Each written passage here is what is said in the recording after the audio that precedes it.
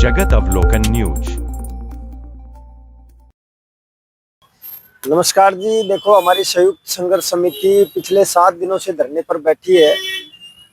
इस गंभीर मुद्दे पर वीसी साहब ने तो कोई संज्ञान नहीं लिया, लेकिन जिले के डीसी उपायुक्त माध्यम से जो संज्ञान लिया गया और उन्होंने एसडीएम के माध्यम से जो हमारी मीटिंग कल अपने दफ्तर में बैठाकर बुलाई, तो उन्होंने स्पष्ट शब्दों में कहा कि भारत एक लोकतांत्रिक प्रजातांत्रिक देश है।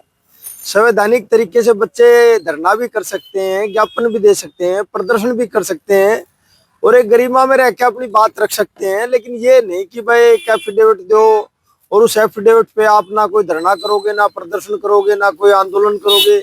इससे तो कहीं ना कहीं प्रजातंत्र का गला घोटने का काम होगा। जिसमें डीसी साहब ने ये जरूर कहा कि भाई इन बच्चों का बैन हटाएं और जो लीगल प्रोसेस है उसको आप सही तरीके से अपनाएं और प्रॉपर की दोबारा मीटिंग बनाकर और जल्दी से जल्दी इनका बैन हटाएं और विश्वविद्यालय का पीसफुल माहौल बनाए।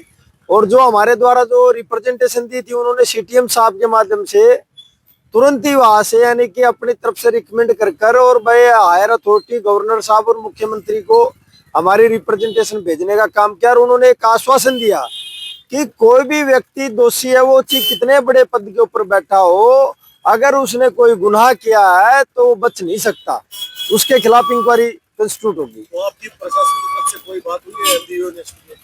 देखो, एमबी यूनिवर्सिटी प्रशासन की तरफ से एक तानाशाह रवैया अपना रखा है, जिसमें हम धन्यवाद करते हैं। हमारे मौके के जो पार्षद प्रतिनिधि हैं श्री नरेश कुमार काला जी, वो हमारे बीच में आए हैं। इन्होंने बड़ा गंभीर हृदय दिखाया कि भाई ठंड का मौसम है, बच्चे खुले आसमान के नीचे बैठे हैं और भाई इन बच्चों की बात सुननी चाहिए वीसी साहब को।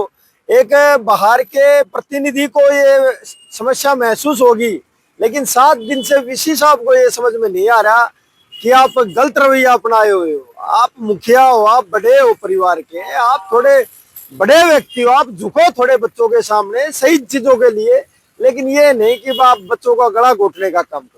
तो समर्थन लगातार बढ़ रहा है, जैसे प्रतिनिधि देखो, हमें 13-14 संगठनों का, छात्र संगठनों का प्रतिनिधियों का हमें समर्थन, और हमारे मौके के पार्षद आगे तो हमारे मौके के मुख्यमंत्री है। ये हम चाहेंगे सरकार से भी हमारी बात और हमारी आवाज पहुंचाए। वीसी साहब जितना चाहे प्रयास कर ले, उनसे हम घबराने वाले नहीं है, क्योंकि हम गलत नहीं है।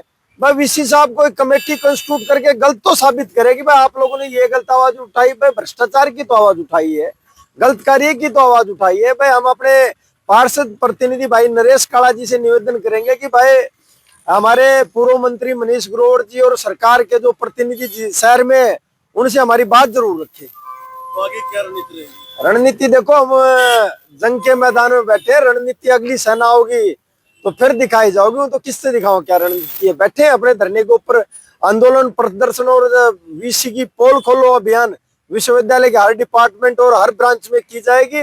उनको बेनकाब किया जाएगा कि जो उनके द्वारा जो नीतियां लागू की जा रही है वो गलत है। मैं नरेश पार्षद, वर्तमान पार्षद प्रतिनिधि वार्ड नंबर 13 से हूँ। जो मैं आया, बच्चों से पता चला कि भाई 1 हफ्ते से ये धरने पे बैठे हैं, ठंड का टाइम है और वीसी साहब इनकी कोई समस्या का समाधान नहीं कर रहे। तो मैं इनसे मिला, इनसे मुलाकात हुई, इन्होंने अपनी बताई। इन्होंने रिक्वेस्ट की कि भाई सरकार में ऊपर पूर्व मंत्री मनीष ग्रोवर जी से, प्रशासन से आप हमारी मांग को आगे रखें, मैं इनकी सिफारिश आगे कर दूंगा और जो होगा वीसी साहब ने इनकी मांगे सुन लेनी चाहिए। और जाएंगे आप मांग लेकर, जिन्होंने डिमांड की है उसको लेकर? हाँ, मैं जरूर जाऊंगा। बच्चे हैं, छोटे भाई हैं,